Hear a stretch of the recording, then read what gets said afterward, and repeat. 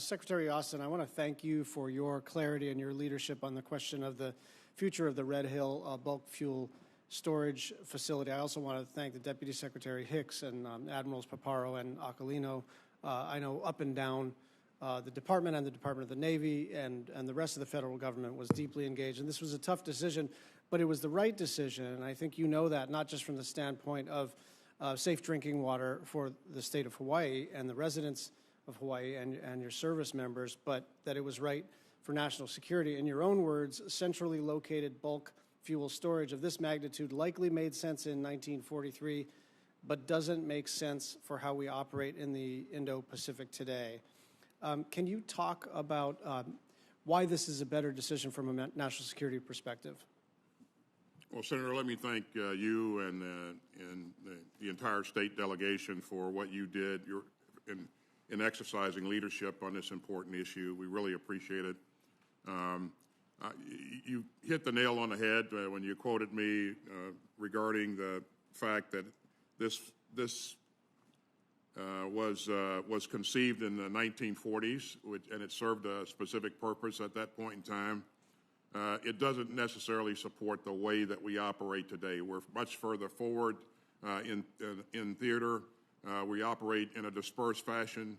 Our logistical support ought to mirror that, ought to enable our operations, and so I felt that it was important to make sure that we had our reserves positioned appropriately to support our operations going forward here, and that's what drove my decision, in conjunction with the fact that I'm very concerned about the health and welfare of our troops, our families, and the people of Hawaii as well. So.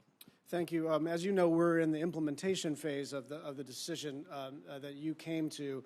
The third-party assessment wrapped up last week. I know it's going to take some time at the Office of the Secretary and the CAPE to kind of come to some final conclusions. I have a very specific question pertinent to the Defense Appropriations Subcommittee, which is that you got the third-party assessment coming in. Now you're in process, sort of final phases, maybe 10-yard line.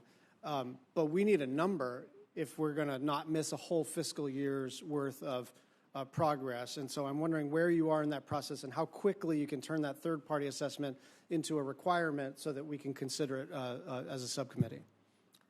Well, thanks, Senator. The Navy is reviewing that report, all 880 pages of it, and that will inform their approach to recommending how we should go about defueling the facility. So, to your point, I'm waiting on the Navy to come back with its specific plan for defueling, and I expect to get that at the end of the month. Okay, so in time for us to consider a number. I certainly hope so, Senator. Okay, thank you. I want to use my final minute and a half for the Compact of Free Association negotiations. Admiral Aquilino's posture plans for the Indo-Pacific rely, at least in part, on maintaining access to compact states, Micronesia, the Marshall Islands, and Palau. Can you talk about the importance of these compact states to DOD's mission in the Pacific? They're very important. We always aim to be the partner of choice, and I think our continued engagement with them will certainly result in additional capability and capacity as we go forward. So I think the combatant commander is doing a great job in terms of continued engagement. But again, our goal is to make sure that we are the partner of choice, and so far I'm very encouraged by what we're seeing. Just a bit about the interagency process here. As you know, you have the Department of Interior through the Office of through the Secretary for Insular Affairs, and then you have the Department of State as sort of lead negotiator. But DOD is right there, and to a certain extent, although you're a silent partner in terms of the nuts and bolts of the negotiation, you're the biggest deal in the negotiation. So what I'd like you to consider is appointing someone specifically to be in the room for even the preliminary negotiations. Again, states got a lead on this, but having DOD at the table makes an enormous difference for compact states in terms of conveying to these compact states how important they are to us. As Chairman pointed out at the top of the meeting here, Secretary Blinken and I are great partners, and certainly I'm sure that this will be what he will want to see as well.